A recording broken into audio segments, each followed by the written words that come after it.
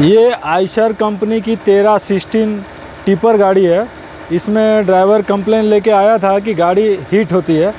ये 50 kilometre 40 kilometre चलने के बाद ये गाड़ी गर्म होती है, और गर्म भी इस तरह होती है कि पानी नहीं फेंकती है। मतलब ड्राइवर को केबिन में गर्मी महसूस होता है, टेम्परेचर एकदम हाई के पास पहुंच जाता है।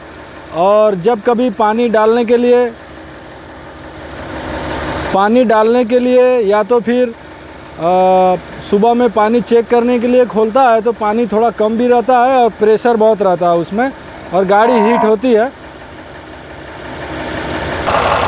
इसको हमने अच्छे से चेक किया है तो वाटर पंप काम कर रहा है, पंखा भी काम कर रहा है, ऑल टाइम घूमता है इसका पंखा, डायरेक्ट किया हुआ है, और बेल्ट भी ठीक ठाक है, और पानी भी पूरा जाता है और पानी सर्कुलेशन करता है। लेकिन अगर इसको बाहर से कोई समस्या नहीं दिख रही है, अब एकदम डिटेल में ढूंढना है तो उसके लिए रेडिएटर खोल के चेक करने के लिए भेजना पड़ेगा। कभी भी गाड़ी गर्म हो, वाटर पंप घूम रहा हो, बेल्ट टूटा ना हो, पंखा सही काम करता हो, तो उस गाड़ी गर्म होती हो तो उसको शुरुआत रेडिएटर से ही करना चाहिए। इसका रेडिएटर खोल के हम चेक करने के लिए भेजेंगे, और ऊपर का जब बॉटम खुलेगा तो उसका वीडियो भी साथ में डालेंगे।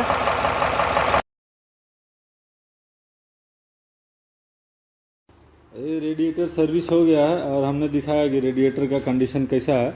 रेडिएटर सर्विस करवाते हैं तो दो तरह से साफ़ होता है।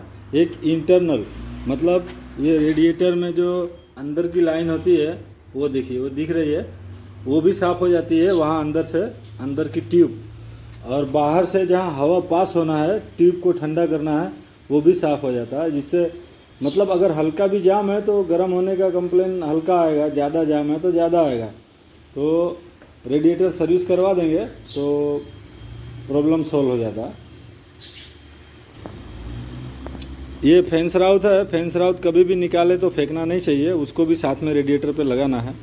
ये ब्रेक हो गया, टूट गया तो उसको बदली कर देना चाहिए। इससे क्या हो रहा है कि अगल बगल से हवा पंखा खींच नहीं पाता है, वो सीधा रेडिएटर के सामने की तरफ से खींचेगा और दाहिने बाएं से नहीं खींचेगा, आगे से खींचेगा, तो उससे 8 से 10% टेम्परेचर का फ़र्क पड़ता है। आगे से हवा खींच के इंजन की तरफ देगा, पीछे फेंकेगा तो जितनी मात्रा में, अगर मान लो थोड़ा आजू बाजू से लीकेज है तो आगे से हवा कम आएगी, और अगर फेंस राउत प्रॉपर फिटिंग है तो सिर्फ आगे से ही खींचेगा, जिससे कूलिंग अच्छा होता है।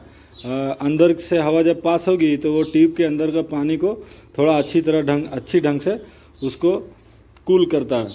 अब इसको हम फिटिंग कर देते हैं, काम हो गया। ये गाड़ी का काम हो गया है, और काम होने के बाद इसका रेडिएटर फिटिंग हो गया है, और इसका हमने पानी लीकेज चेक कर लिया है। इसमें हम 1 दिन बाद कूलेंट डालेंगे, क्योंकि इंजन के अंदर जो है वो कचरा होगा तो वो भी थोड़ा मतलब गंदा पानी, और पानी लीकेज नहीं होगा। उसके 1 दिन बाद हम कूलेंट डालेंगे, और अभी ये गाड़ी जाने के लिए रेडी है। गिरा लो केबिन।